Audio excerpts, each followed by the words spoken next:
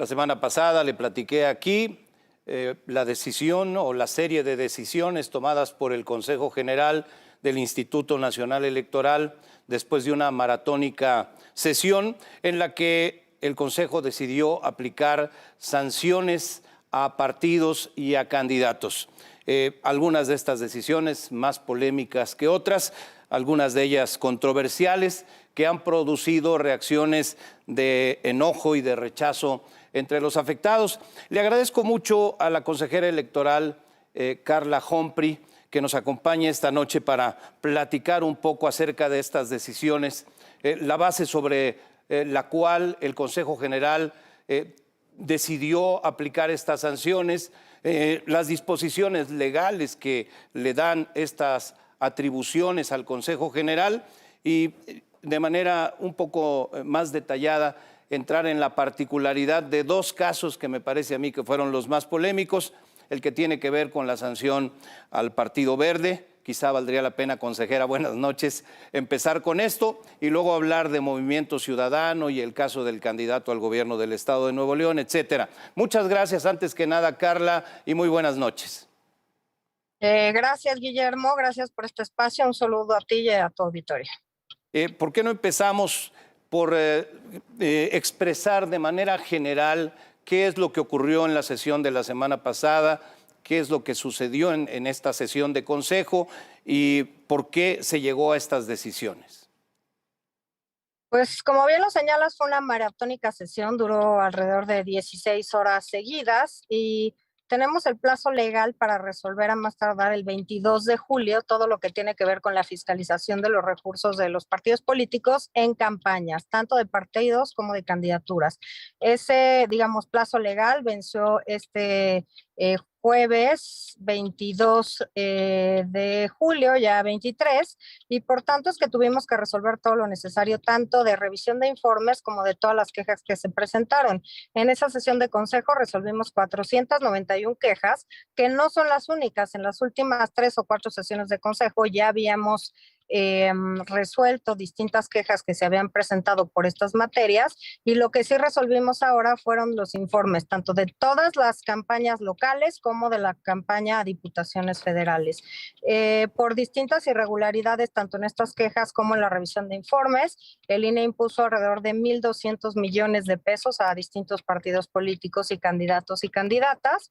Y habría que decir que pues la fiscalización es la columna vertebral de la equidad en las contiendas. Es ahí justamente donde verificamos y tenemos constancia de que los partidos reportan o no con veracidad todo el origen y destino y además la aplicación de los recursos con los que cuentan. Y pues este es un momento central del proceso electoral. Es muy poco el plazo, los plazos se han acortado justamente para que cualquier candidato o candidata que haya ganado en una elección,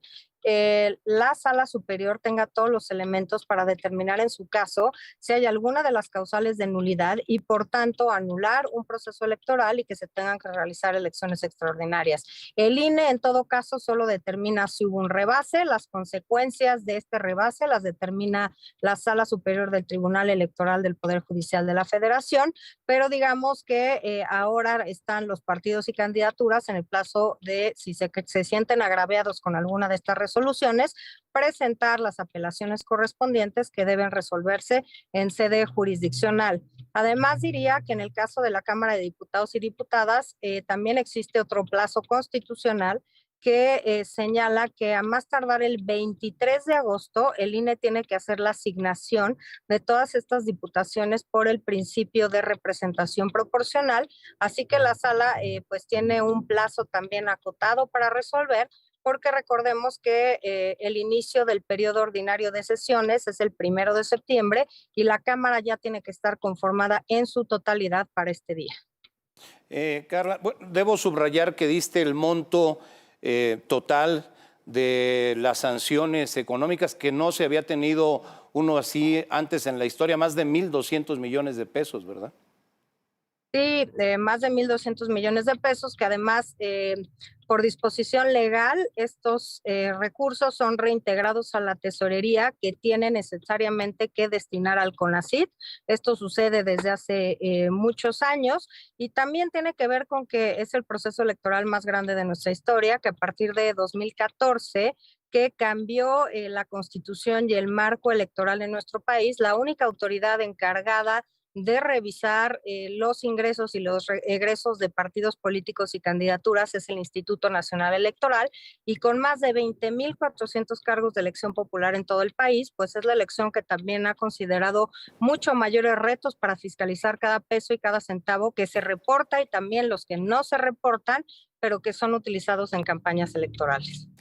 Quisiera pedir tus consideraciones respecto a los dos casos que resultaron más polémicos. La sanción al Partido Verde de casi 41 millones de pesos por el tema de los influencers, además de un año sin acceso a radio y televisión. Ese es uno. El otro es el de Samuel García y Movimiento Ciudadano, una sanción para el partido de 55 millones de pesos, arriba de eso, y a Samuel García en lo particular de casi $500,000 por el tema de la participación de su esposa. Te pido tus consideraciones para luego poder platicar un poco de la consulta.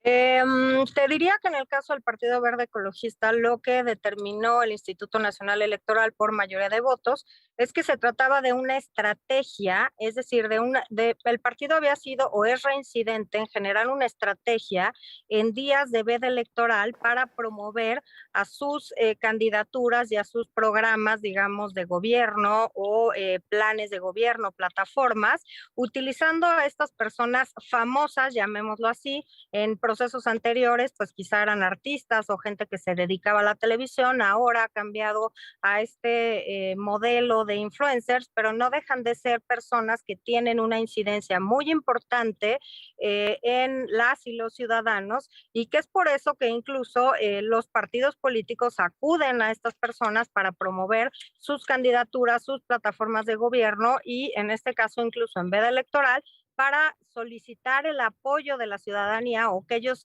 digan públicamente que van a votar por un determinado partido político para generar, digamos, en la ciudadanía, pues esta posibilidad de que también la ciudadanía o algunos ciudadanos puedan votar por este partido político. En este caso, además de ser reincidentes en esta estrategia, de en tiempos prohibidos, que además eso es otra de las faltas que se seguirá analizando. Este tiempo de hacer propaganda en tiempos de veda electoral también es un asunto que no incide en fiscalización más que en el tema de los gastos, pero es una falta que se tendrá que seguir analizando y en última instancia se resolverá por la sala regional especializada. Es decir, abrimos distintas vías para poder atacar o atajar este conflicto o este problema de manera, digamos,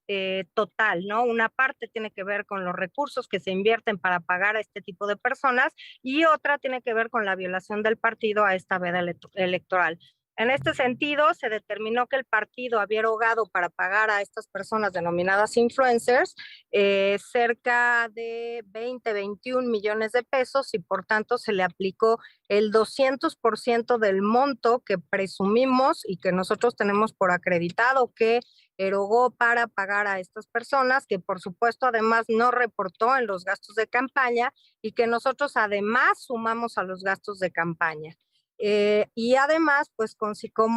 consideramos que es una falta muy grave, es una falta ejemplar y que una falta ejemplar amerita una sanción ejemplar. Y en este sentido, por tanto, determinamos suspenderle sus prerrogativas en radio y televisión ordinarias, es decir, nacionales ordinarias,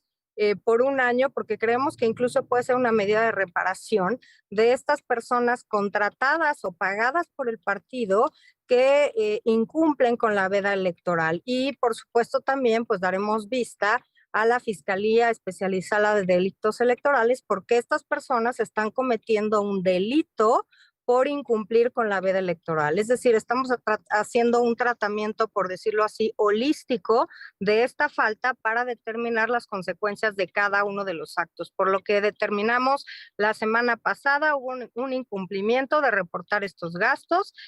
Además, claramente no se sumaron a los topes de gasto de campaña y estas dos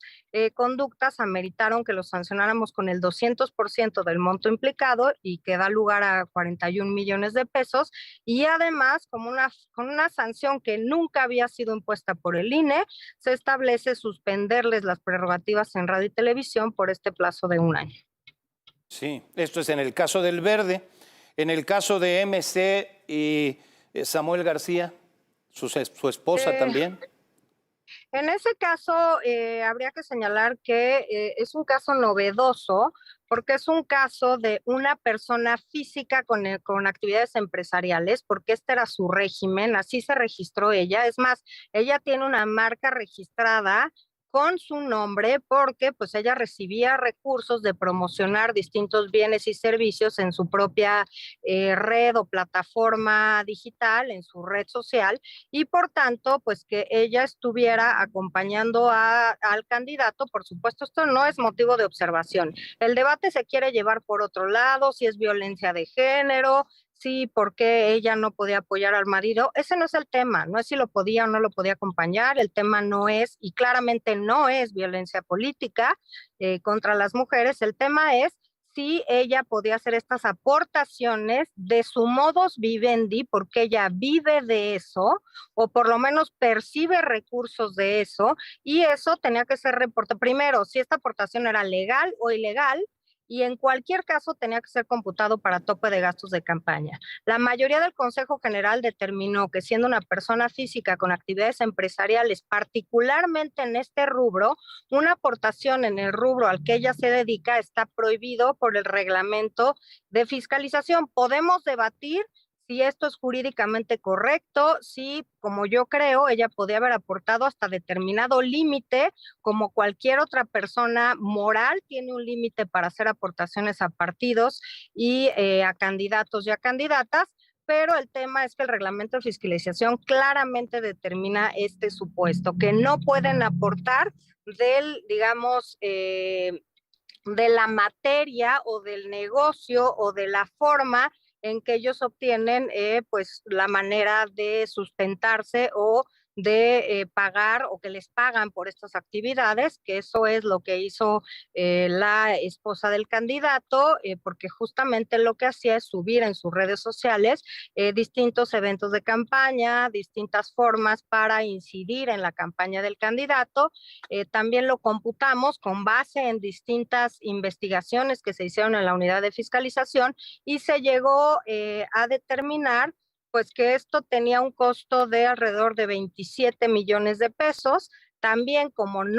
primero no se reportó estas aportaciones en especie, porque recordemos que la ley establece que se puede aportar un partido político o un candidato en dinero o en especie. En este caso eran aportaciones en especie ilegales, porque son de una persona física con actividades empresariales y que además no se habían reportado a la autoridad y no se habían sumado a los topes de gastos de campaña. Entonces, por estas 4 irregularidades se determina también aplicar el 200% del monto de la sanción, y la sanción llega al 55, un poco más, 55 millones de pesos. Y aquí un error, me parece, de la normatividad es que la ley topa la sanción que se puede imponer a un candidato o a una candidata en 5,000 UMAS, que son aproximadamente 500,000 pesos, y entonces el resto de la sanción tiene que ser asumida por un partido político. Aquí creo que hay muchos temas en los que tenemos que repensar la norma, pero bueno, sin duda creo que no podemos tener un tope hasta el cual se pueda sancionar a un candidato o a una candidata, porque hay que evaluar el contexto y las circunstancias de modo, tiempo y lugar en las que se da la comisión de una falta. En este sentido, creo que será importante el fallo del tribunal para determinar que fue uno de los principales alegatos de la sesión, si esto se trata de libertad de expresión o si por el contrario, pues se trata de una aportación ilegal y por tanto, pues no puede ser aportada a un candidato. Yo puse un ejemplo, si un candidato o candidata, pues su esposa o su esposo es dueño, por ejemplo, de una cadena de hoteles en todo el país y el candidato, la candidata y su equipo se alojan siempre en estos hoteles y no lo reportan a la autoridad electoral, pues claramente tienen un beneficio y ponen en desventaja a sus contendientes y por tanto están infringiendo el principio de equidad en las contiendas. Todas las aportaciones en dinero y en especie tienen obligación los partidos y los candidatos de reportarla ante las autoridades electorales. Te diría además que también hay otro caso